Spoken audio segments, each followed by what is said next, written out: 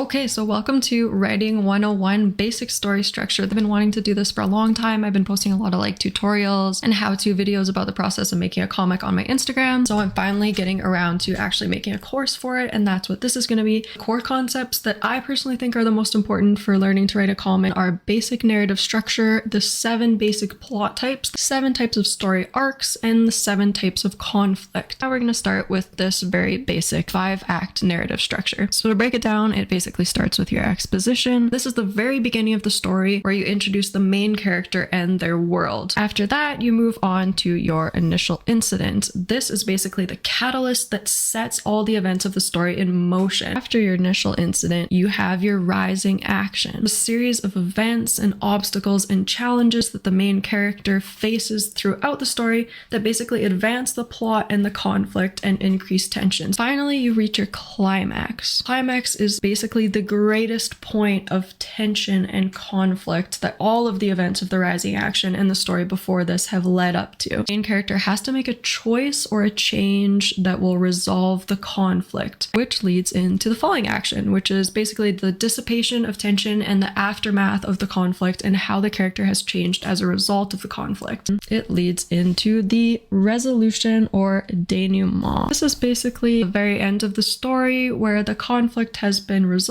and the narrative is essentially completed. And now to get a little bit more specific, we're going to talk about 7 basic plot types. So the first one we're going to talk about is the quest. In this type of plot, the main character basically has to embark on a journey to a specific location in search of an object or goal that they need. The next type is overcoming the monster. The character basically has to attempt to defeat an evil force or being, which is usually a monster of some type. The next type is called voyage and return. This is where the main character has to venture into another world that is usually unfamiliar and different from their own, and they return back to that world at the end of the story, changed in some way. The next type of plot is called rebirth, and this is where a main character goes through a series of changes and developments, and at the end of the story, they're eventually reborn, whether that's figuratively or literally, as a new and changed person. And then there's rags to riches. Basically, a main character has to gain something that they previously lacked, whether that's wealth, status, love, general circumstances. The next type is comedy, which I probably don't have to explain, but it's one of the oldest types of plots. My personal favorite is the one that contrasts comedy, which is tragedy. This is the inverse of comedy. It follows a protagonist that is eventually basically undone by a fatal flaw or hubris. So now we're going to break it down even further into 6 types of story arcs. To start off, you have rags to riches, and this is a rise arc. So a character rising continuously into better circumstances.